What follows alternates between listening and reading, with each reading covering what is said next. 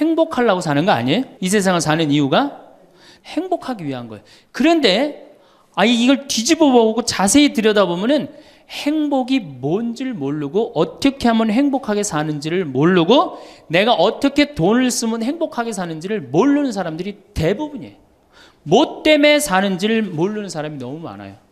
그래서 지금부터 제가 영국 BBC에서 진짜 행복하지 않다는 사람들을 모아갖고 이 10가지를 실시를 하고 나니까 딱 3개월 지나고 난 다음에 다 행복하다고, 이렇게 세상이 행복한지 난 모르겠다고 그랬대요. 그래서 내가 지금부터 오늘 이 시간에는 10가지를 얘기를 할 테니까 여러분들 제가 하는 얘기를 잘 듣고 그대로 하면은 분명히 행복합니다. 왜냐하면 내가 행복하니까. 첫 번째, 운동해라. 행복의 첫 번째 조건은 건강입니다. 몸이 아프면요, 아무것도 할 수 없어요. 몸이 아픈 건 뭐든지 귀찮습니다. 몸이 아프면 자신감도 없습니다. 몸이 아프면은 돈도 빠져나갑니다. 그러니까 내가 행복하려고 그러면 제일 먼저 뭐 하면 돼요? 운동하면 돼요. 그래서 30분 정도, 일주일에 3번 정도 몸 안에 산소를 충분히 공급해 줘야 돼. 몸 안에 산소를. 그러면은 모든 기관이 다 좋아져요. 산소 공급해 주는 제일 좋은 방법은 뭐예요? 걷는 거, 산에 가는 거. 그리고 뭐 그것도 여의치 않으면 여러분들 스트레칭 하는 거. 그리고 내가 조금 돈이 있다, 수영장 가는 거. 수영장 가는 거 참 좋아요. 벤자민 플랭클린이라는 사람이 미국의 독립선언문을 기초한 분이에요. 이분이 뭐라고 그러냐면, 여러분들 잘 아는 유명한 얘기입니다. 재산을 잃으면 조금 잃은 거고, 명예를 잃으면 반을 잃은 거고, 건강을 잃으면 다 잃었다 그랬어요. 건강을 잃으면 다 잃은 거예요. 저도 원래 관절염이 있었어요. 그래갖고 내 동창들이 나보고 40살 네가 넘어서 살면은 이별여행 가준다고 그랬어요. 세계 이별여행. 그때까지 못 살 것 같았거든. 그리고 내가 보자 신부 때도 교우들이 나한테 그랬어요. 신부님 곧 쓰러져서 죽을 것 같아요. 그랬어요. 정말로 그렇게 건강이 안 좋았어요. 근데 제가 수영을 하면서부터 건강해지기 시작해서, 수영하면서. 지금 수영장 25m 풀 40밖에 한 번도 안 쉬고 돕니다. 한 번도 안 쉬고. 그거 어려운 거 아니에요. 조금만 여러분들 투자하면. 그걸 이제 그런 이 건강에 자신이 생기니까 요즘은 뭐를 해요? 스킨스쿠버 다이빙을 합니다. 이게 지구상에 여러분들이 보는 건 30%예요. 70%는 어디가 있어요? 바다에 가 있어요. 바다 안에 들어가 보면 정말로 아름답고 신비해요. 그러니까 건강하니까 옛날엔 꿈도 못 꿨죠. 제가 바다에 들어간다는 건 꿈도 못 꿔. 나 하나 걸어 다니기도 힘들었는데. 근데 지금은 너무너무 좋고 행복해요. 건강의 행복의 첫 번째 조건은 뭐예요? 건강이야. 여러분 오늘 당장에 집에 가갖고 신부님 지금 애 키우고 너무 돈이 좀 빠듯합니다. 쉬운 방법이 하나 있어요. 집에 가서 학원 끊어요. 애들 학원. 학원만 끊으면 여러분들 뭐가 생겨? 돈이 생겨요. 그 돈 가져와서 여러분들 건강 먼저 챙기세요. 그게 자식을 위하는 길이에요. 그래서 행복하려면 뭐 해라? 운동해라. 두 번째, 감사해라. 이거 참 우리가 못하는 것 중에 하나예요. 하루에 5가지씩 감사라는 거예요. 하루에 5가지씩. 저는요, 이 얼굴은 제가 씹다 뱉은 수제비 같이 생겼어도 이 목소리 하나는 정말로 100만 불짜리라고 그래요. 목소리 좋죠? 제가 이렇게 강론을 잘 못해도 할머니들이 제 손을 꼭 잡고 항상 뭐라 그러냐면, 신부님 너무 강론이 귀에 쏙쏙 들어온다고. 그게 강론을 잘하는 게 아니에요. 제 목소리 톤이 이렇게 대중한테 귀에 쏙쏙 들어가는 톤이에요.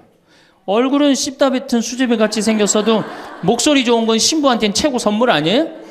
아니 내가 얼굴 못생긴 거 이거 원망한들 이거 다시 바뀝니까? 안 바뀌어요. 제가 키가 1m 원래는 67이었어요. 근데 30대 후반이 되니까 66으로 줄어들더라고. 요즘 재보니까 65로 떨어지고 있어요. 자꾸 이게 쭈그러들어 키가. 그래 내가 키가 1m 70이 안 넘는다고 원망한들 다시 늘어납니까? 여러분들 중에 내가 가지지 못한 거 아무리 안타까워해도 절대 가질 수 없어요. 그런데 현실은 무시하고 내 희망이 서울대학이라고 애를 괴롭히면 여러분 행복할 것 같아요? 행복하지 않아요. 내가 가지고 있는 것을 감사하는 거. 이거 굉장히 중요합니다. 제가 이제 군대 가기 전에 우리나라를 한 바퀴 여행을 해야 되겠다. 그리고 청량리에서 기차를 타고 강릉 앞바다에 딱 도착을 했는데 새벽에 태양이 뜨는데요. 구름 한 점 없는 바다에서 태양이 뜨는데요. 불덩어리가 떠오르는 거예요. 전 지금도 그걸 보여주게 하신 하느님 아버지한테 정말 감사해요. 여러분들 그런 태양 보신 적 있으세요? 3대가 공을 쌓아야지 봅니다. 바닷가에 사는 사람들도 잘 못 봐요. 왜냐하면은 뜰 때 항상 구름이 이렇게 깔려 있지 그냥 맨 바다가 있기는 그것이 절대 쉬운 게 아니에요. 근데 그때 막 군대 가기 바로 직전에 하느님께서 그 태양을 보여주실 때 제 마음이 어떻겠어요? 이거는 얼마나 감사해요. 그러니까 매일매일 감사해야 돼요. 저는 맨날 수원에 있는 어머니 아버지한테 감사하잖아요. 이렇게 인사. 이렇게 목소리 좋게 놔주셔서 감사하다고. 또 작년에 제가 아프리카를 갔었어요. 아프리카를 갔는데 세렝게티 초원을 갔어요. 세렝게티 초원이 얼마나 넓으냐 하면 서울서부터 대전까지 한 평야예요. 딱 한눈에 펼쳐져요. 믿어지지가 않죠. 가서 보세요. 신부님 무슨 돈으로? 학원만 안 보내면 다 생깁니다. 학원만 안 보내면 다 생겨요. 그런데 서울서부터 대전까지 딱 펼쳐졌는데 마침 누때 이동 시기에 우리가 같이 이렇게 다니는 거하고 맞물렸어요. 200만 마리가 이동을 하는데 여러분들 200만 마리 상상이 가요? 그 푸른 초원에 누때 200만 마리가 이동을 하는데 내가 이 하느님이 창조의 세상에 내가 들어와 있구나. 그걸 느끼는 거예요. 감사하는 거예요. 그리고 우리 인생 돌아보면요. 억울한 것, 분한 것만 생각하면 여러분들 도움 돼요? 우리가 습관을 잘못 길렀어요. 우리 할머니들 나하고 대화 꼭 해보면은 내가 지난번 강의 때도 말씀드렸지만 신부님 내 말 좀 들어보세요. 그럼 꼭 대동아 전쟁부터 참 억울하고 분한 것만 다 나열한단 말이야. 그럼 그 인생 행복하겠어요? 인생 돌아봐서 즐거웠던 거, 행복했던 거. 여러분들 아이가 첫 걸음 뛰었을 때 행복했어요? 안 행복했어요? 그때 막 흥분됐죠? 그렇게 행복했던 순간은 다 까먹고 억울하고 분한 것만 그대로 차곡차곡 쌓아놓으면 그 사람이 행복할 것 같아요? 내 아이가 처음으로 엄마라고 그랬을 때 행복했어요? 안 행복했어요? 그럼 그것만 생각하라는 거예요. 지난 과거를 돌아볼 때 즐거웠던 거, 행복했던 추억만 마음에 자꾸 쌓일 때 내 마음이 이뻐지는 거. 우리 성가에도 내 마음은 주님께서 가꾸시는 작은 정원이라는 노래도 있잖아요. 근데 그놈의 정원이 그냥 가시반 그냥 미움, 분노, 증오만 꽉 차 있다면 그 밭이 행복한 정원이 되겠어요? 정원이 안 됩니다. 여러분들 아파트 입주했을 때 동백지구에 행복했어요? 안 행복했어요? 행복했죠. 그 앞뒤로 산이 다 있고 얼마나 좋아요. 그렇죠? 그런 것만 하란 말이에요. 그래서 5가지 감사를 드리라는 거예요. 우리는 감사드릴 이유가 얼마나 많아요. 여러분들 나무는 한번 저 자리에 딱 심어지면은 100년이고 1000년이고 움직일 수 있어요, 없어요? 근데 우리는 움직여갖고 지금 경기도 이 강원도까지 와갖고 여러분들 맑은 공기, 이 꽃 가득한데 여러분들 산책하는 거 보니까 꽃 속에서 꽃이 산책하는 것 같아요. 너무 보기 좋더라고. 얼마나 좋아요. 물고기는 물 속에서만 살 수 있어요. 그렇죠? 근데 우리는 하늘도 날고 땅도 걷고 바다도 들어가고 인간으로 태어난 게 얼마나 풍요로워요. 인간은 굉장히 풍요로운 존재예요. 생명력에 있어서. 그 풍요로움을 내가 마음껏 누리고 느끼고 살아가는 사람이 있는가 하면은 뒷방에 처박혀갖고 원망하고 분노하고 저주하는 사람, 그리고 살아가는 사람이 있어요. 여러분 어느 걸 선택하시겠어요? 먼저 거를 선택하시는 게 굉장히 중요해요. 그래서 항상 감사해라. 3번째, 대화해라. 이게 100년 살 사람들의 숙제 중에 숙제입니다. 대화가. 왜냐하면 이게 30년 공자님 시대엔 평균 연령이 38세였어요. 대화할 시간이 어디 있어요. 애 놓고 애 키우고 그러다 죽기 바쁜데. 근데 지금 애가 다 직장에 다니고 손자 손녀까지 낳는데도 내가 죽어야 안 죽어요? 그러면 그 많은 시간 뭐 하고 살 거예요? 그 많은 시간 대화하고 살아야 돼. 나하고 영적으로 맞는 사람하고 이야기하는 거 굉장히 중요합니다. 영적으로 맞는 사람이랑 대화하는 거. 나는 우리 신부들하고 대화하는 거 참 좋아하는데, 나는 우리 그 동기 신부들도 친한 편이지만은 우리 선배들하고도 많이 친해요. 내가 아주 좋아하는 신부 베드로 신부가 작년에 나하고 북유럽을 여행을 가기로 했는데, 이 신부가 몸이 아파갖고 다시 복귀를 해. 그러니까 이제 다시 본당 신부로 발령을 받아서 이렇게 일반 여행을 가기 싫고 성지순례를 가고 싶었나 봐요. 나하고 약속을 깨고 저는 혼자 북유럽을 가고 이 신부는 메주고리를 갔다 왔어요. 메주고리를 갔다 왔는데 내가 이제 교구청 강의 나가거나 교구에 강의 나갈 일이 있으면 그 집에서 잠을 잘 자요. 이제 그 성지순례 갔다 오고 난 다음에 그 집에서 잠을 자는데 그 신부가 미안했는지 성지순례 갔다 온 이야기를 해주는 거예요. 메주고리는 40년 동안 성모님이 4명한테 매일 발현한대요. 한 명한테는 부활 때, 성탄 때, 또 한 명한테는 8월 10 매달 15일에 이렇게 발현을 한대요. 그곳에 이제 갔는데 거기서 신부님을 한 분 만나셨대요. 어떤 신부님을 만났느냐 하면은 이탈리아 신부님인데 시실리 본당 신부님을 만났대요. 근데 이 신부님이 굉장히 나이가 굉장히 80이 다 된 할아버지래요. 근데 이 할아버지가 신앙의 여정이 특별했던 거야. 이 할아버지 신부님은 태어나면서부터 엄마가 뭐라고 그랬냐면 너 신부 되라 그랬대요. 그러니까 머릿속에 딱 신부에는 아무것도 박혀 있는 게 없는 거예요.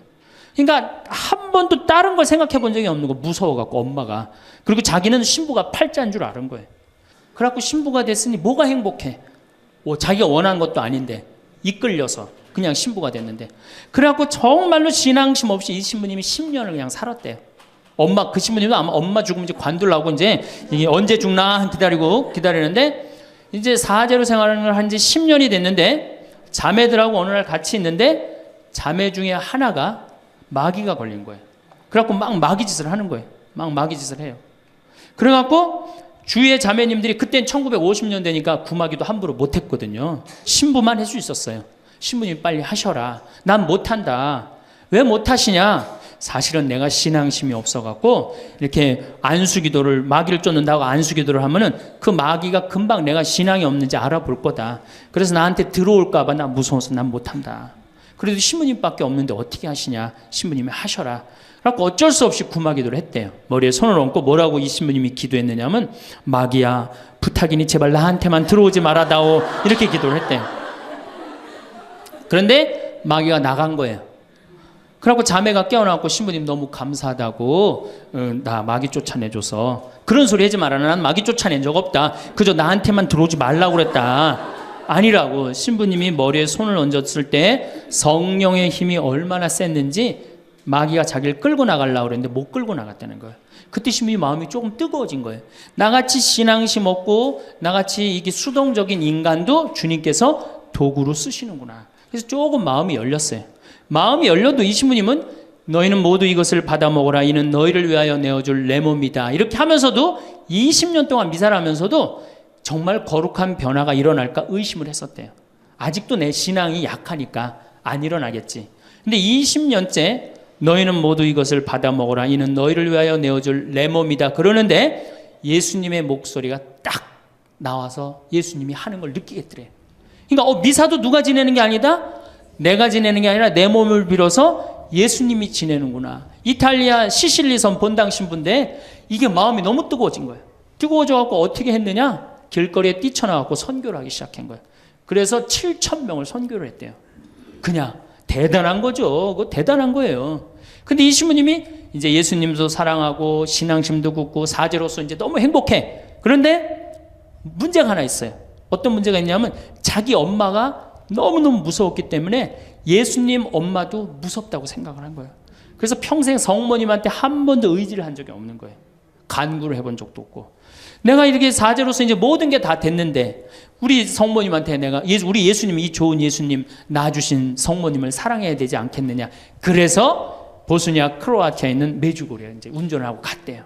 갔는데 성모 발현동산에 딱 도착을 했는데 성모님이 그 발현동산에 느껴지는 품이 성모님이 나를 평생 이 품에서 내가 성모님 품에서 이제까지 보호받아 왔구나를 그냥 느끼겠더래요.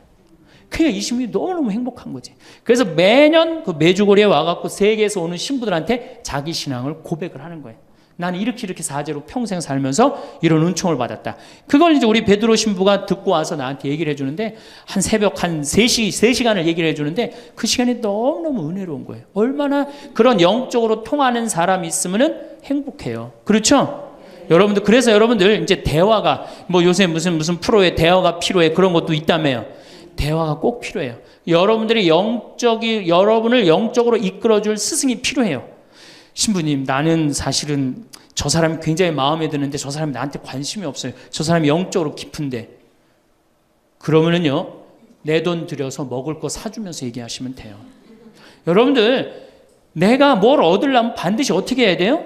투자해야 됩니다. 그러니까 영적으로 깊은 사람 선물도 사주고, 예? 밥도 사줘가면서 내가 접근해야지. 가만히 있는데 누가 나를 봐줘요. 적극적이어야 돼. 적극적이어야 돼. 그래서 대화 꼭 여러분들 필요하다는 거. 제일 좋은 건 남편이죠. 근데 남편이 안 되면은 주위에 다른 사람들, 주위에 영적으로 깊은 사람들 많아요. 또 뭐 판교가 뭐 땅값이 좋대더라, 뭐 동탄에 그 아파트 거기 상가가 좋대더라, 이런 사람 말고 정말로 삶의 질이 높은 사람, 영적으로 하느님 나라를 정말 갈구하는 사람, 이런 사람하고 가까이 지내고, 그런 사람한테 가까이 지내려면 어떻게 해야 돼? 내가 먼저 다가서야 돼요. 그래서 대화가 꼭 필요하다. 네 번째, 공부해라. 이거 정말로 중요한 것 중에 하나예요. 우리가 초등학교 6년, 중고등학교 6년, 대학교 4년 배워서 몇 살까지 울고 먹어요? 50까지. 실질적으로는 대학교 졸업하고 2년만 지나면 자기가 배운 게 다 끝난대요. 그런데도 우리는 공부 안 하고 어떻게 해? 그냥 사는 거예요. 50부터 100살까지 남은 인생 또 50년 남았는데 어떻게 해요? 그냥 사는 거예요. 아니, 용감해도 그렇게 용감할 수가 있어요? 공부를 안 하고? 저는 제가 신부가 돼서 환경에 너무너무 관심이 많았어요. 그런데 저는 인문학을 공부했잖아요. 종교 철학, 뭐 신학 이런 걸 배웠는데 환경을 딱 접근하니까 너무 어려워. 무슨 BOD가 어떻고, 뭐 COD가 어떻고, PPM이 어떻고, PPT가 어떻고, PPB가 너무너무 어렵더라고요. 그래서 내가 공부를 해야 되겠다. 그래서 아주대학교 산업공학과 환경공학과에 공부를 했어요. 대학원을. 2년을 공부하고 나니까 석사 학위가 나오더라고요. 석사 학위가 나오니까 환경부에서 연락이 왔어요. 신부님, 지금 전국적으로 60명 환경 강사를 모집하는데 천주교에 보니까 공학 석사 학위 따신 분이 계시니까 좀 나와주라고. 그럼 해라고. 그래갖고 이제 한강 관리청인가 하여튼 어디에 제가 이름이 등록이 됐어요. 전국으로 다 뿌려졌어요. 그런데 천주교 교우들이 교육을 담당하면 다 날 부르는 거. 환경 교육을 담당하면. 전라도 고구미라면서 저를 불러요. 일반 주부대학에서. 고구미 어디냐? 그랬더니 일단 비행기를 타라고 그러더라고. 광주행 비행기를. 광주행 비행기를 탔어요. 여러분 고구미 어딘지 아세요? 여러분들도 모르죠? 광주행 비행기를 탔어요. 비행기를 탔더니 이제 자가용이 날 데리러 나왔어요. 자가용을 타고 나주를 지나고 영암을 지나고 무슨 완도 있는 데까지 갔어요. 이제 다 왔나 보랬더니 전화를 끌더니 배 띄우라고 막 전화를 하더라고요. 배를 띄워갖고 배를 타고 섬으로 건너갖고 거기서 또 차를 타고 30분 정도 들어가니까 전라도 고금도라는 데예요. 우리나라 맨 끝머리. 얼마나 좋아. 전국에 다니면서 강의해서 좋아. 그분들 천주교 신부 한 번도 본 적이 없잖아요. 신부가 와서 환경 강의하니까 선교해서 좋아. 강서료 받아서 좋아. 또 거기 멸치가 주산지라고 멸치 선물 받아서 좋아. 공부하면요, 여러분들 할 일이 너무너무 많고 인생이 너무너무 다이나믹한 인생이 기다려져요.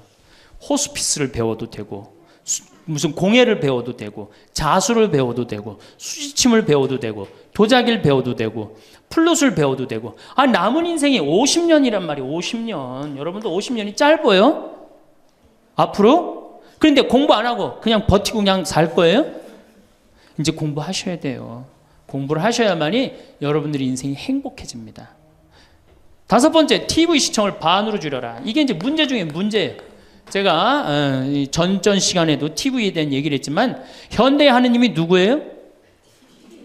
저는 십자가에 계신 예수님이 하느님이라고 생각 안 해요. 현대의 하느님은 TV님입니다. 가정방문 다녀보면은 거실 정가운데 누가 모셔져 계셔요? 텔레비전님이 모셔져 계셔요. 텔레비전님이 모셔 계신데 소파는 누굴 향해서 배열되어 있어요? 텔레비전님을 향해서 배열. 말씀하십시오. 당신 종이 듣고 있나이다.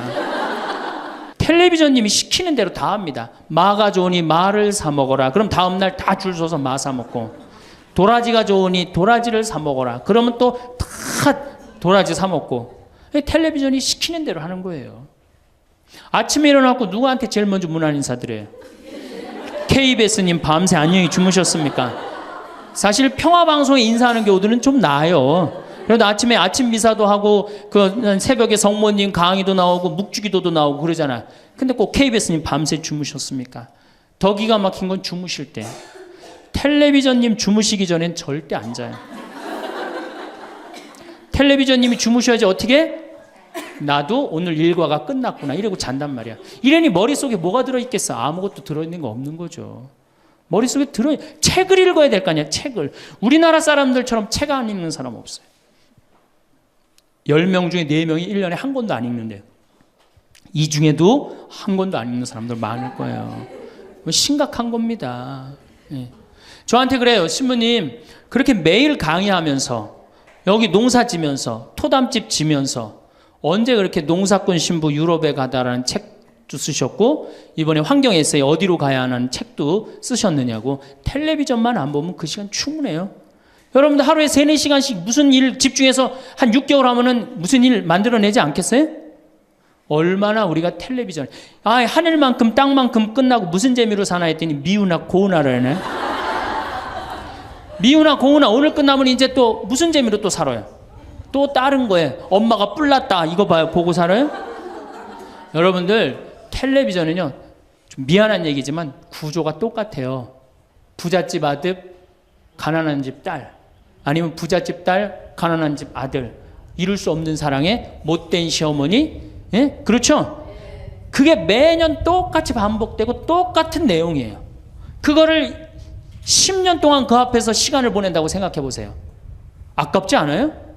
그 시간에 해야 될 일이 얼마나 많은데, 대화도 해야 되고 운동도 해야 되고 감사도 해야 되고 공부도 해야 되는데 이걸 전부 다 어디다 갖다 쏟아부어? 텔레비전에 갖다 쏟아부어요. 그리고 여러분 텔레비전을 보면 볼수록 어떤 의식이 늘 것 같아요? 패배의식이 늘어납니다. 텔레비전을 보면 볼수록 마음에 갈등이 일어나요. 제가 유럽의 가정에 초대를 받아서 이렇게 가보면요 거실에 텔레비전 있는 집 하나도 없어요. 소파는 다 어떻게 서로 마주보게 배열되게 돼 있어요. 근데 우리나라는 완전히 텔레비전에 완전히 미쳐 있어요. 그러니까 이 두 개만 치면 여러분들 행복합니다. 자식하고 텔레비전만 치시면은 여러분들은 행복할 수 있어요. 6번째, 신앙생활을 해라. 자, 우리가 현대를 살아가면서 정말로 우리가 인간이 정말 최고로 잘난 것 같고 요즘 과학기술을 보면 정말 못하는 게 없는 것 같잖아요. 근데 왜 석유값이 뛰고 왜 굶어 죽는 나라가 37개국이 생기고 그래요? 이건 하느님을 잃어버렸기 때문이에요. 하느님의 진리에 따라 인간이 살지 않으면 인간은 원하지 않는 방향으로 갑니다. 하느님께서 원하지 않는 방향뿐만 아니고 인간 본성이 원하지 않는 방향으로 가요. 저는 여기서 살면서 이 산을 보면서 강을 보면서 항상 하느님한테 감사해요. 저 하느님 너무너무 감사합니다. 이렇게 맑은 공기 주셔서 감사합니다. 이 아름다운 세상 주셔서 감사합니다. 감사하다 보면 우리가 조금 뭐라 그럴까요? 겸손해져요. 근데 이게 다 자기 것인 줄 알고 막 파괴하기 시작하면요. 자연이 파괴되면 결국은 누가 파괴돼요? 인간이 파괴되는 거예요.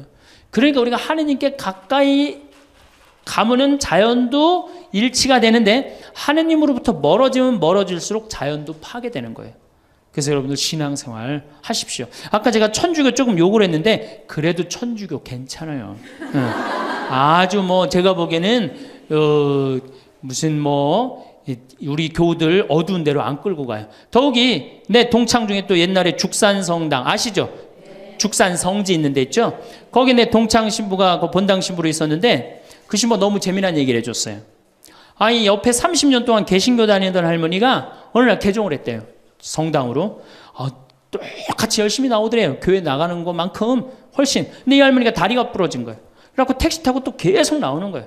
그래서 본당 신부가 그랬대요. 할머니 이렇게 맨날 택시 타고 나오고 그러니까 그러지 말고 내가 봉송 잘 테니까 이 아픈 동안은 나오지 말아라. 돈 들여서. 그랬더니 이 할머니가 하시는 말씀이 신부님 괜찮아요. 그래도 이 성당 다녀보니까 저 교회 다닐 때보다 여기 성당 다니는 게 훨씬 싸게 먹히니까 걱정하지 말라고. 여러분들 그래도 이 천주교 제일 싸게 먹혀요. 싸게 먹히지 괴롭히지 않지 딴 길로 안 끌고 가지. 정말 하느님께 우리가 의지하고 산다는 거 이건 굉장히 우리 나를 위해서 좋은 거예요. 또 우리가 이 세상 사는 목적이 뭐냐면 내 영혼 구원이에요. 나중에 이제 기회 있으면 제가 한 번 더 말씀을 드릴 텐데 죽어서 영혼의 세계는 반드시 있습니다. 그 영혼의 구원을 위해서 우리가 간구해야 돼요. 그래서 신앙생활은 이 행복을 위해서 가장 이 기초 중에 기초라는 거. 7번째, 웃어라. 이게 웃는 게요, 우리가 행복으로 가는 길에 최고의 지름길이에요. 웃는 게. 그런데 우리나라 사람들이 잘 안 웃어요. 얼마나 안 웃느냐면, 내가 이제 이렇게 도시에 나가고 엘리베이터를 타요. 엘리베이터를 타면은 얼굴 모르는 형제가 이렇게 눈이 마주쳐도 제가 웃어줘요. 빵긋 웃어주면은 저쪽에서 같이 싹 미소를 줘주면 참 좋을 텐데, 저쪽에 있는 남자가 딱 내가 빵긋 웃어주면 어떻게 하냐면은, 내가 저놈을 어디서 봤더라 이러는 표정으로 날 쳐다보는 거예요. 근데 여러분들, 유럽을 가고 제가 뭐 미국을 가고 아프리카를 가고 파푸아 뉴기니를 가고 인도를 가도 눈 마주쳐서 제가 웃어주면 다 웃어줘요. 근데 절대 안 웃는 나라가 우리나라예요. 얼굴 모르는 사람 이렇게 마주쳐서 웃으면요, 심지어는 여기 우리 생태마을을 찾아오는 사람도 제가 웃어줘도 안 웃어요. 그만큼 경직돼 있는 거예요. 여러분들이 간지러움을 태우고 수술한 사람이랑 마취를 하고 수술한 사람이랑 깨어날 때 누가 덜 아플 것 같아요? 놀랍게도 간지러움을 태우고 수술한 사람이 덜 아프다는 거예요. 웃는 게 우리한테 그만큼 좋은 거예요. 근데 이게 이제 50대 된 여인한테 이제 저 여인이 인생을 어떻게 살았느냐 안 살았냐가 딱 보여요. 50대 된 여인이 막 항상 웃고 그런 얼굴은요, 50대 되면 얼굴 뭐 오똑하고 눈 이거 다 똑같아. 얼굴이 그 얼굴을 다.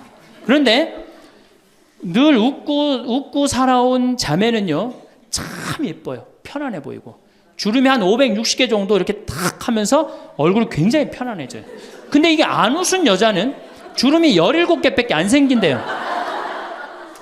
그러니까 560개면 자갈자갈자갈하니 이쁜데 부담스럽지 않은데 17개면 얼마나 부담스러워요. 이마에 칼자국 나인 거지. 쫙 굵은 주름 여기 쫙. 이 사람은요, 웃어도 무서워요. 예, 웃어도 무서워요. 그러니까 여러분도 웃으면서 사세요. 제가 보통 강의를 이렇게 다니면 일반 주부대학 이렇게 강의를 달 때는 아해모 어해줘요. 얼마나 잘 웃는지 몰라요. 근데 내가 일반 공무원들 이렇게 강의를 갈 때가 있어요. 특히 무슨 뭐 이렇게 과장들 뭐 이런 그런 분들 한 번은 한 200명을 강의를 했는데 죽는 줄 알았어. 내가 2시간 내내 한 번도 안 웃는 거예요. 내 강의를 듣고. 그런데 여러분들, 남녀 수명의 차이가요 6년이 납니다. 6년이. 여성이 83세, 남성이 76세. 이제 뭐 6년, 7년이 나요. 전 그 원인이 어딨나 가만히 생각해 보더니, 여자는 참 잘 웃어요. 깔깔거리면 자기네들끼리. 남자는 직장에 가도 안 웃고 집에 와도 안 웃고, 그러니까 빨리 죽는 거야. 여러분들 오늘 여기서 많이 웃었으니까 내가 보기에는 120살이 아니라 123살까지 살 것 같아요. 네. 오래 살으면 안 되긴 안 되는데 안 죽는 걸 어떻게 해요? 이제 안 죽는 걸 어떻게 해요? 나도 그거 잘 아는데, 인간은요, 웃느냐 웃지 않느냐에 따라서 행복이 결정됩니다. 여러분들이 늘 웃고 산다, 그럼 여러분들은 행복의 길로 가는 거예요. 여러분들도 인상 쓰고 산다, 그럼 여러분 불행의 길로 가는 거예요. 그러니까 웃어야 돼. 또 웃는 사람한테 매력을 느낀다는 거예요. 웃는 사람한테, 잘 웃는 사람한테 매력이 느끼면 인간관계도 좋아지는 거 아니에요? 아, 내가 재미난 얘기를 했는데 인상 빡 끝날 때까지 남들 다 웃는데 한 사람은 끝까지 안 웃어. 그러면 여러분들 끝까지 안 웃는 사람한테 여러분들 무슨 생각할 것 같아? 저 사람이 다음에 있으면 다시 재밌는 얘기 저 사람 앞에서 안 한다. 그러니까 그 사람하고는 어떻게 되는 거예요? 담이 자꾸 생기는 거예요. 담이 자꾸. 그러니까 어떻게 해야 돼요, 여러분들? 웃으세요. 그리고 유머를 많이 배워두는 것도 좋아요. 오늘 저한테 강의 들은 거 이거 잘 외웠다가 가서 얘기해주고, 또 제 테이프에 나오는 거 잘 들었다가 얘기해주면은, 아유, 어서 그렇게 재미난 얘기를 해서 또 얘기 좀 해줘봐. 그러면서 사람이 사는 거예요. 사람은요, 수달 떨면서 살아야 돼. 수다. 제가 한번 본당 신부 때 여러분들처럼 이렇게 젊고 예쁜 본당에 내가 본당 신부를 했었어요. 막 자매들이 막 수다를 떠는, 내가 지나가는데 막 당황해 하면서 어쩔 줄 몰라 하더라고요. 분명히 내 욕을 한 거야, 보니까. 네. 그래서 제가 뭐라고 그랬어요? 그 자매들한테, 괜찮아. 이게 성당 다니면서 본당 신부 욕하는 재미가 최고 재밌는 거야. 네. 아니 뭐 성당 다니면서 그런 욕도 하는 무슨 재미로 살아. 걱정하지 말고 해든 수다 계속 떨으라고. 우리 신부들은 우리 신부는 주교님 욕하면서 사는 거예요. 그러니까 사람이 수달 떨면서 살아야지 행복하지, 참고 산다고 다 좋은 건 아닙니다. 절대. 그러니까 참고 살지 마세요. 제발. 이거 우리 성당에 뭐 원수를 사랑해라, 왼뺨을 대면 다른 뺨을 돌려대라, 이거 아주 미치는 교리 중에 하나예요. 여러분들 다 사랑할 수 있어요? 여러분들 주위에 있는 사람 다 사랑할 수 있어요? 다 사랑하는 사람 딱 두 종류예요. 미치든가 예수님처럼 빨리 죽든가.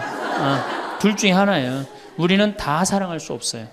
그러니까 다 사랑하려고 그러다가 미치지 말고 내가 좋은 사람, 내 마음에 드는 사람에 더 많은 시간을 뺏기고, 아니 뾰족한 놈이 있단 말이야. 별난 놈이 있고. 예? 그렇죠? 근데 내가 이 사람한테 가면 자꾸 찔려. 그런데 성당에 갔는데 서로 사랑하시오 그래갖고 다음에 또 갔는데 여기 또 찔려. 그래갖고 또 너무 미운데 성당에 가니까 또 내 탓이오 3번 하고 난 다음에 사랑해 제가 가서 또 찔려. 갈 때마다 찔려. 그래갖고 내 마음이 상처투성이야. 근데 아들이 학교 갔다, 엄마 나 학교 다녀왔어. 그래, 집에 엄마 왜 그래? 말 시키지 마, 나 승질나. 여러분들 차라리 그렇게 찔리는 게 나아요. 그 사람을 안 보고 기쁜 마음으로 있다가 아들을 기쁘게 맞이하는 게 나아요. 이 사람 안 만나도 여러분들 인생 안 망가져요. 이 사람 안 만나도 억지로 가서 그 찔리지 마시고, 안 만나면 시간이 지나면 이 사람 이뻐져요. 근데 막 가서 막 들이대고 막 이게 삐죽한 놈한테 가갖고 계속 나는 구역장이니까 끝까지 사랑해야지 그러고 가다가 미치든지 죽든지 둘 중에 하나를 합니다.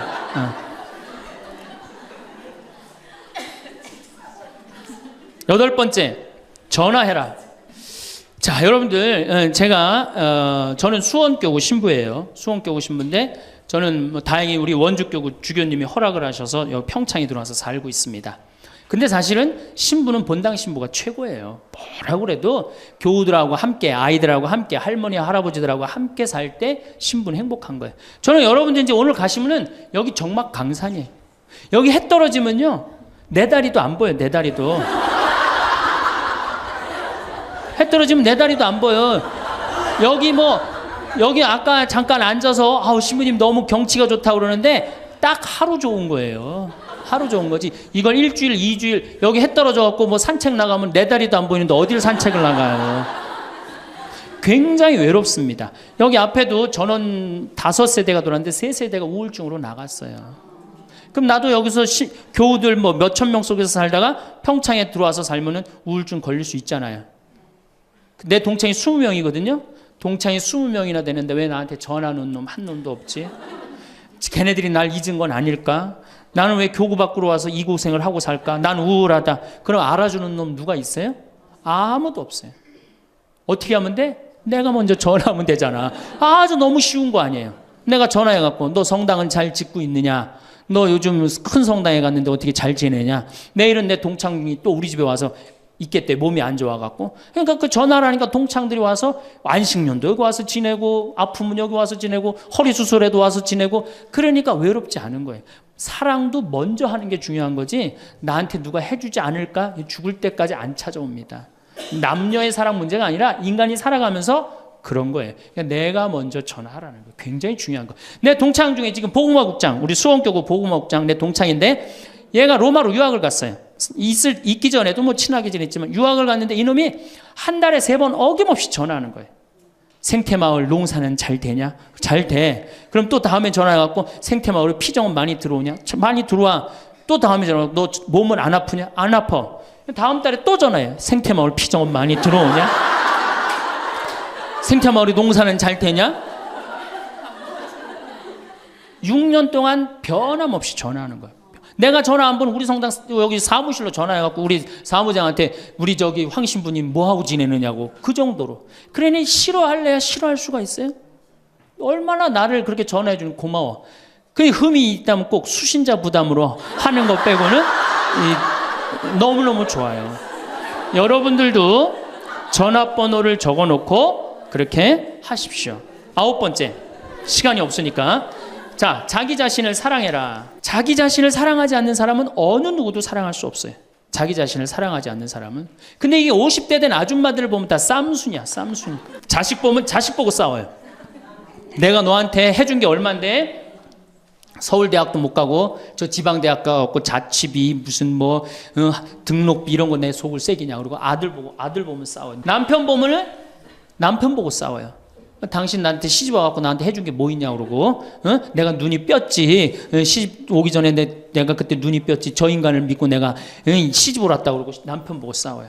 시어머니 보면 시어머니 보고도 싸워. 왜 날 이렇게 괴롭히냐고.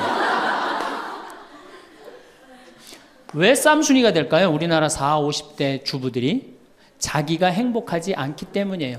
다 해주면은 이게 자기 도리라고 큰 착각을 합니다. 그런데 시간이 가면 갈수록 상실감을 느껴요. 이젠 본인이 행복하려고 노력하세요. 여기 암 걸린 분들, 마지막에 이제 더 이상 살 수 없는 분들이 나한테 와갖고 면담을 해요. 특별히 자매님들이 나한테 면담을 할 때 울며 불며 통곡하는 얘기가 뭔지 아세요?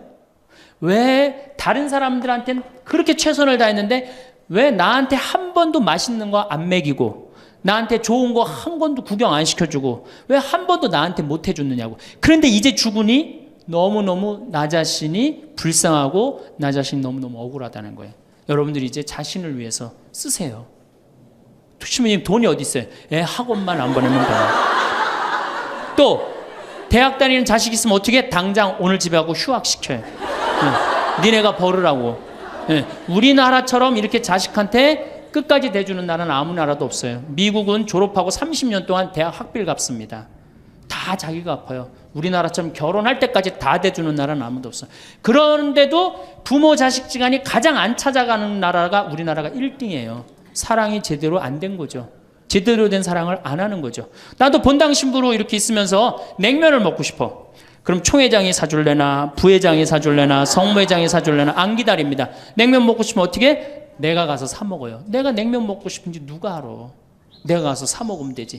그러니까 아무도 못 얻어먹어서. 그럼 이제 가을 지나가는데 가을 때 강론 때 내가 교우들이 3,000 여기 3,500명이라며 교우가 3,500명 냉면 하나도 못 사 먹었 얻어먹었다. 그럼 교우들이 무슨 생각할 것 같아?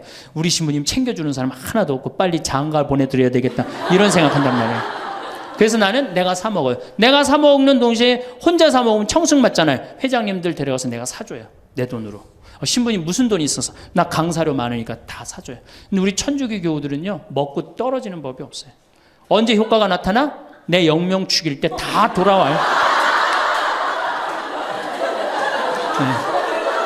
그러니까 어떻게? 나도 행복하고 교우들도 행복하고 얼마나 좋아. 자기 자신을 사랑하십시오.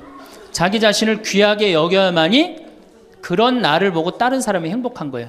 엄마가 맨날 인상 쓰고 있으면 자식이 행복하겠어요? 남편이 행복하겠어요? 시어머니가 행복하겠어요? 늘 밝은 모습으로 이렇게 행복하게. 그러니까 여러분들 자신을 사랑하세요. 10번째, 시간이 없으니까 맨 마지막으로는 이웃에게 친절해라. 이게 이제 문제 중에 문제예요. 우리 천주교 교우들이 무겁게 신앙생활 합니다. 십자가의 길도 하고 양심 성찰도 하고 때로는 묵상도 하고 심하게는 관상기도까지 막 어디 다니면서 해요. 근데 실질적으로 그렇게 무겁게 신앙생활 하는 만큼 이웃한테 넉넉하냐? 넉넉하지 않아요. 1,000원 갖고 얼마나 치사하게 구는 줄 아세요? 여러분들 1,000원 가지고 정말 1,000원 때문에 막 갈등하고 괴로워하고 힘들어하고 얼마나 그런 줄 아세요? 여러분들 전철을 탔어요. 마음 편안하게 딱 앉아있는데 갑자기 누가 바구니를 들더니 맹인이 어두운 밤에 캄캄하 이러면 이때부터 갈등하기 시작하는 거야. 이 1,000원을 줄까 말까 이때부터 괴로워하고 얼굴이 빨개졌다 하여자. 누가 주래 옆에서? 누가 그런 적도 없는데 내가 100만 원 갖고 괴로워하면 또 이해를 해요. 이건 1,000원 가지고 딸랑 1,000원 가지고 줄까 말까. 그리고 뒷꼭지를 보고 뭐라 그래? 그래도 1,000원을 줄걸. 하느님이 이런 나를 보고 하늘에서 무슨 생각할 것 같아요? 저걸 천당에 데리고 올까 말까. 뭐하러 십자가의 길을 하고 뭐하러 이렇게 심각하게 참회절을 해요? 이런 거 하나도 제대로 못할 거라면은. 재작년에 여기 물폭탄이 터졌어요. 그래갖고 다 잠겼어요, 평창에. 근데 안성에 있는 요셉 양로원, 농아 양로원 할머니들이 전화가 왔어요. 수녀님을 통해서. 신부님 우리가 돕고 싶다는 거예요. 아니 무슨 무료 양로원 있는 할머니들이 돕느냐. 자기네들이 정부에서 나오는 돈이 있대요. 그래서 1,000원씩 고수톱 칠 때 고리도 뜯고 음식물 남기면 1,000원씩 모은 돈이 50만 원을 모아뒀대요. 그래서 여기 우리 형제 중에 조립식에 사는 형제가 집이 다 떠내려갔어요. 그래서 와라. 그랬더니 80만 원을 갖고 왔어. 할머니들이. 한 4-5분이 말 못하는 할머니들이. 그리고 이불 12채, 전기밥솥 하나. 아니 무료양론에 사는 할머니도 1년에 한 번씩 돕는다는데 그 살기 좋다는 동백에서 살면서 한 번도 안 도우면은 여러분들 천당 갈 것 같아요? 못 가. 아니 우리가 너무 이웃한테 인색하게 살아요. 내가 시장에 나갔어. 시장에 나갔는데 다리 잘린 분이 이 고무 타이어를 하고 막 음악을 틀고 껌을 이렇게 리어카에 밀고 와. 그러면은 야 천당 갈 공로살 기회가 오는구나. 이런 생각을 해야 되는데 무슨 생각을 해? 제발 내 쪽으로만 오지 마라. 여러분들 교황님이요 뭐라고 그러셨느냐면은 나는 행복했습니다. 여러분들도 행복하십시오. 그리고 가셨죠? 요한 바오로 2세 교황님이. 저는 그 말이 이 세상 어떤 명언보다도 명언이라고 생각해. 인간으로 와서 행복하게 살아야 돼요. 갈 때 행복하게 가야 돼요. 여러분들 신앙생활하는데 우울하게 하면 안 됩니다. 정말 내가 하느님 믿는 거 아니야. 온 우주의 아버지가 내 아버지 아니에요. 주인이 얼마나 행복해. 뭐 때문에 여러분들 고통스러운지 아세요? 욕심 때문에 고통스러운 거예요. 그 욕심만 조금만 내다버리면 마음이 얼마나 자유로워요. 다닐 때도 얼마나 많고 구경할 때도 많고 얼마나 아름다워요. 우리 그냥 대한민국처럼 아름다운 나라가 어디 있어요. 세계에서 제일 아름다운 나라가 대한민국이에요. 다녀볼 때 너무 많아. 결론으로 자 여러분들 지금 오늘 이제 집에 가면은 당장에 경복궁 먼저 가세요. 경복궁의 비원을 한번 가보세요. 그 조경이 얼마나 멋있어.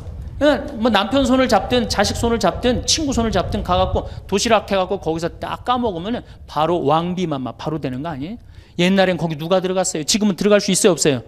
있잖아요. 5,000원 10,000원만 내면 5,000원만 되면 왕비가 될 수 있는데 그 행복한 길을 우리가 땅바닥 우울하게 쳐다보느냐고 못 찾아가고 있는 거예요. 그래서 전 여러분들이 행복했으면 좋겠어요. 여러분들이 행복해야지 대한민국이 행복합니다. 예. 많은 분들이 행복을 감정의 문제로 생각합니다. 기분이 좋으면 행복한 것이고 기분이 나쁘면 행복하지 않은 것이라고요.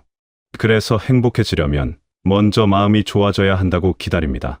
좋은 일이 생기기를 기다리고 기분이 나아지기를 기다리고 어딘가에서 행복이 찾아오기를 기다립니다. 그런데 그렇게 기다리는 동안 하루는 지나가고 또 하루는 지나갑니다. 행복은 기다린다고 오지 않습니다. 감정은 저절로 생겨나는 것이 아니라 무언가를 먼저 했을 때 뒤따라오는 것입니다.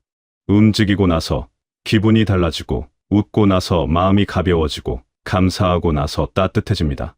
행복은 감정이 아니라 행동입니다. 느끼는 것이 아니라 하는 것입니다. 이 작은 차이가 삶을 전혀 다른 방향으로 이끕니다. 우리는 흔히 기분이 좋아야 움직일 수 있다고 생각합니다. 마음이 정리돼야, 몸이 가벼워야, 상황이 나아져야 비로소 무언가를 할 수 있다고 느낍니다. 하지만 실제로는 정반대입니다. 기분이 좋아서 움직이는 것이 아니라 움직이기 때문에 기분이 좋아집니다. 억지로라도 한 발을 내딛었을 때 생각보다 몸이 따라오고 생각보다 마음이 따라옵니다.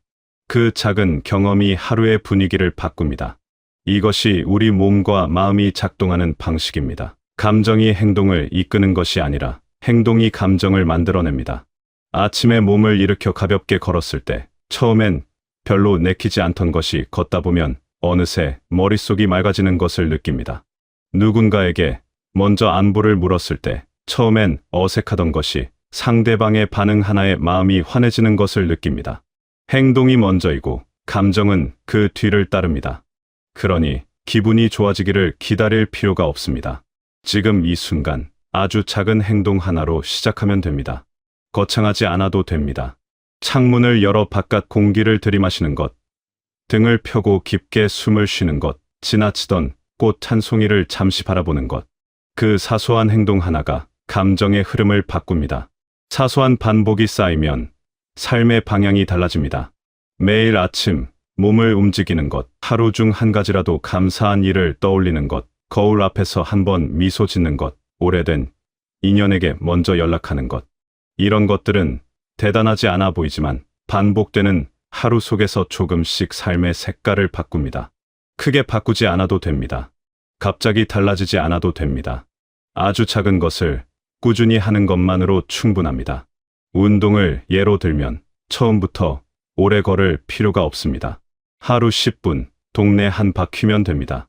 중요한 것은 얼마나 하느냐가 아니라 한다는 것 자체입니다. 감사도 마찬가지입니다.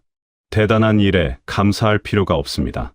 오늘 밥이 맛있었다는 것, 날씨가 맑았다는 것, 누군가 문을 잡아줬다는 것. 그 작은 감사가 마음속에 쌓이면 세상을 보는 눈이 달라집니다. 웃음도 그렇습니다. 기분이 좋아서 웃는 것이 아니라 웃기 때문에 기분이 좋아집니다. 억지로 지은 미소라도 얼굴 근육이 움직이면 뇌가 반응합니다. 이것은 우리 몸이 가진 놀라운 능력입니다. 그런데 이것을 알면서도 실천하기 어려운 이유가 있습니다. 머리로는 이해하면서도 몸이 따라주지 않는 이유가 있습니다. 그것은 우리가 본래 지금 있는 것보다 없는 것에 먼저 시선이 가도록 만들어진 존재이기 때문입니다. 인간은 부족한 것을 먼저 봅니다. 이미 가진 것보다 아직 갖지 못한 것이 더 크게 보입니다. 가득 찬 것보다 비어있는 부분이 더 눈에 띕니다. 이것은 개인의 성격이나 의지의 문제가 아닙니다. 오랜 시간 생존을 위해 발달해온 우리 마음의 방식입니다. 무엇이 부족한지를 빠르게 파악해야 살아남을 수 있었기 때문에 우리의 눈은 본능적으로 결핍을 향해 있습니다. 그래서 좋은 일이 10가지 있어도 나쁜 일 하나가 더 크게 느껴집니다. 칭찬을 10번 들어도 비판 한마디가 더 오래 마음에 남습니다. 하루 종일 괜찮게 흘러가다가 저녁에 작은 불편함이 생기면 그 하루가 별로였던 것처럼 느껴집니다. 이것이 우리가 일상적으로 경험하는 마음의 기울기입니다. 이 기울기는 잘못된 것이 아닙니다. 나쁜 성격이 아닙니다. 다만 이것을 그대로 두면 시선은 늘 없는 것을 향하고 현재는 자꾸 흐려집니다.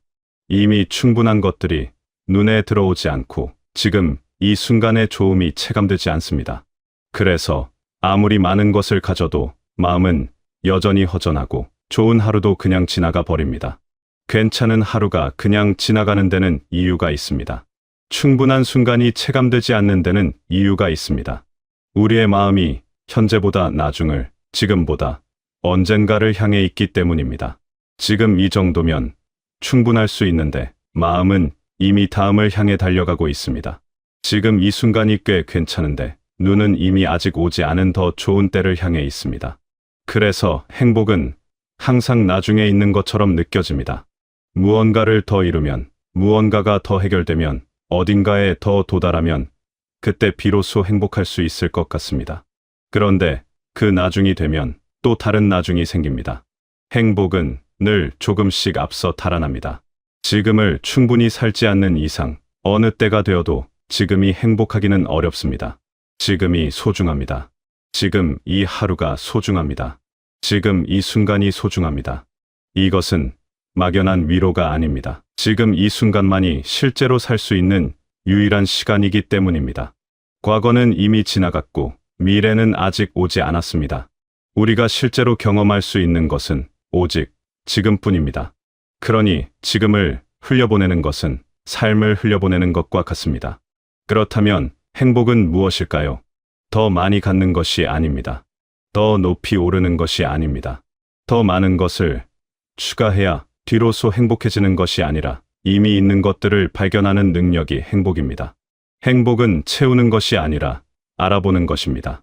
아침에 눈을 떴을 때 느끼는 햇살의 따스함, 식사를 준비하면서 피어오르는 냄새, 오래된 물건 하나가 떠오르게 하는 기억, 창밖으로 보이는 계절의 변화. 이것들은 특별한 일이 아닙니다. 그러나 이것들을 알아볼 수 있을 때 일상은 전혀 다른 빛깔을 갖게 됩니다. 크게 달라진 것이 없는데 삶이 조금 더 따뜻하게 느껴집니다. 이미 가진 것들을 발견하는 능력은 저절로 생기지 않습니다. 의식적으로 눈을 돌리는 연습이 필요합니다. 부족한 것을 보려는 본능적인 시선을 이미 있는 것으로 의식적으로 돌리는 것입니다. 오늘 나에게 좋았던 것, 한 가지를 떠올리는 것, 감사한 순간을 잠깐이라도 마음에 담아두는 것, 지나치던 것들을 한 번 더 바라보는 것. 이런 연습이 쌓이면 같은 하루도 다르게 보이기 시작합니다.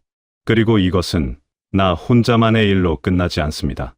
내 안의 상태가 주변으로 번져나가기 때문입니다. 내가 불안하면 그 불안이 관계 속에 스며듭니다. 말이 날카로워지고 표정이 굳어지고 공간의 분위기가 무거워집니다.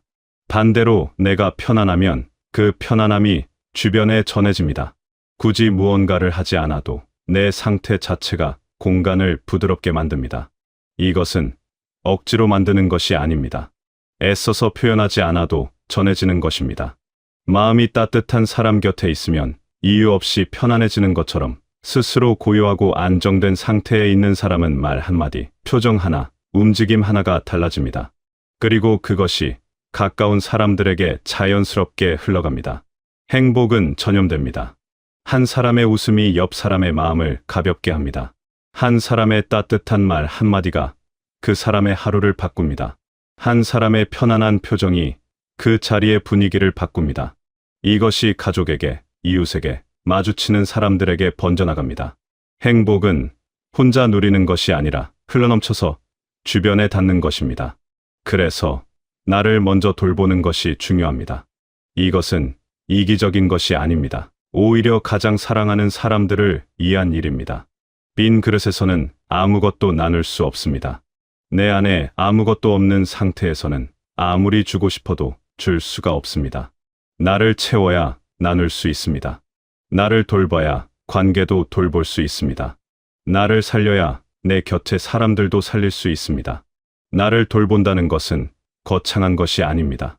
잠을 충분히 자는 것, 맛있는 것을 천천히 먹는 것, 좋아하는 음악을 듣는 것, 산책하며 바깥 공기를 마시는 것, 자신에게 조금 더 너그러운 것, 실수했을 때 스스로를 너무 몰아붙이지 않는 것, 힘들 때 힘들다고 인정하는 것, 이런 것들이 나를 돌보는 방법입니다. 그리고 이것이 쌓이면 나로부터 시작되는 따뜻함이 주변으로 자연스럽게 번져나갑니다. 행복은 타고나는 것이 아닙니다. 어떤 사람은 행복하게 태어나고 어떤 사람은 그렇지 않은 것이 아닙니다. 행복은 연습입니다. 반복입니다. 의식적으로 선택하는 것입니다. 매일 조금씩 작은 행동을 반복하면서 만들어가는 것입니다. 그리고 그 연습은 오늘도 할 수 있습니다. 지금 이 순간에도 할 수 있습니다. 대단한 결심 없이, 큰 준비 없이 지금 바로 시작할 수 있는 아주 작은 것들이 있습니다.